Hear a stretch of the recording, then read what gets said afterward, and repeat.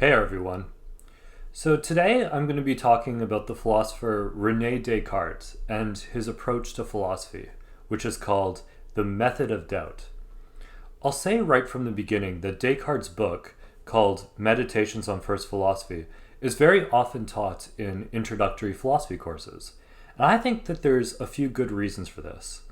One of the reasons is historical. The way that Descartes conceived of his project had a very long-lasting effect on the history of philosophy. Even when philosophers disagree with the details of how Descartes implemented his project, they will often still follow his general approach. And even those philosophers who disagree with Descartes' approach altogether, they often define their disagreement by contrasting themselves with Descartes. The other reason why we teach Descartes is that in the opening pages of the Meditations, we see him go through an intellectual crisis, and I think that the feeling that he has can be highly relatable. He says at the beginning of the Meditations that he had lived his life up until then, complacently believing what was customary to believe in his culture. He had uncritically accepted what his parents had believed about politics and world affairs, and he accepted the religion that was popular in his culture. And also, in his time, nearly every educated person was pressured into accepting the scientific theories that were traditionally passed on to them, going back to ancient Greece. Descartes hadn't yet expanded his mind and considered the ways in which these habitual and customary beliefs could be wrong. And then, suddenly, one day, it hits him. The sources by which he came to these beliefs are not infallible. They could be wrong, and he could have been accepting a multitude of falsehoods for all of his life up until then. This is a great realization for Descartes. It presents a crisis for him because now he has to go back and re-examine everything that he believes. I expect that for some of you, this realization might be relatable, especially when you're about university aged. Anyway, Descartes tries to solve his intellectual crisis by doing some philosophical work. Let me now talk about the general method of Descartes' philosophy. Descartes' own stated aim is that he wants to achieve knowledge that is certain.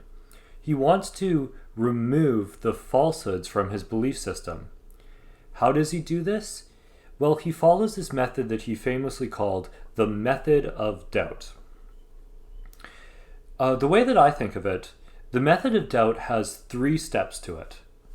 In the first step, Descartes seeks to doubt everything that he formerly believed in as much as is possible. He will then temporarily suspend judgment on everything that can be doubted. And to ensure that he does this properly, Descartes invokes arguments for radical skepticism. These arguments purport to show that he doesn't really know anything at all. So he will follow these arguments to identify all of the beliefs that can be doubted. Having done that, Descartes then seeks to discover, in step 2, the select few beliefs that he can know with certainty. That is, the beliefs that are beyond possible doubt. He seeks to then treat those beliefs as the foundations for his knowledge. That's step 3. He identifies the certain beliefs, he makes them his foundational knowledge, and then he goes on to rebuild his system of beliefs by using the certain ones as his starting point. In short, Descartes' method for achieving certainty and avoiding falsehood is by destroying the entire former structure of his beliefs, the entire system, and then starting again from scratch. And this allows him to then believe only the things that are guaranteed to be true. Alright, so now that we have a bird's eye view of the project, I'm just going to quickly discuss some of the details of how Descartes implements it. Let's go through the steps one by one. So the first step is step 1. Descartes seeks to doubt everything that he possibly can. When When we think about this step, the question to keep in mind is, how far can you possibly doubt your beliefs? To what extent could you be wrong about what you believe right now? Just for example, right now, I believe that I'm in my apartment. I believe that it's sunny outside today. I believe that there's a computer before me, and I believe that I have hands. Is it possible that I could be wrong about any of these things? Descartes thinks that it is possible to doubt these things. To show this, he invites us to consider the possibility that we are dreaming. If I am dreaming right now, then it might appear to me as if I'm in my apartment. It might appear to me as if there's a computer before me, but I would be wrong. Each of these things would be figments of my dream, and I would actually be asleep in my bed. And since I cannot definitively rule out this possibility just by going by how things appear to me right now, it follows that there's room for me to doubt that these things are true. As a result, Descartes thinks that in order to find the most secure foundations for a belief system, we cannot start by simply trusting the appearances that are given to us by our senses. Next, Descartes wonders whether he can be certain about the basic truths of arithmetic and geometry. He wonders whether he can really be certain that 2 plus 3 equals 5, or that squares have 4 corners. Now ask yourself, do you think you can be certain about these things? Do you think that you can be certain that 2 plus 3 equals 5? Somewhat surprisingly, Descartes thinks that it is possible to doubt even the most basic, obvious truths of arithmetic. For he observes that it is possible to make mistakes when you're doing calculations or counting. He then invites us to entertain another skeptical hypothesis. What if, he says, there's a very powerful evil demon that has taken control of our thoughts and ensures that we always make mistakes when we do arithmetic or geometry? If this scenario is even possible, then can we really be sure about the basic truths of arithmetic and geometry that we think we know? Perhaps even these are open to doubt. At this point, Descartes now takes himself to have cast doubt on and destroyed as many of his former beliefs as possible. He now believes very few things, but what beliefs are left? What beliefs can survive these radical skeptical challenges to a belief system? This now brings us to the second step in Descartes' procedure.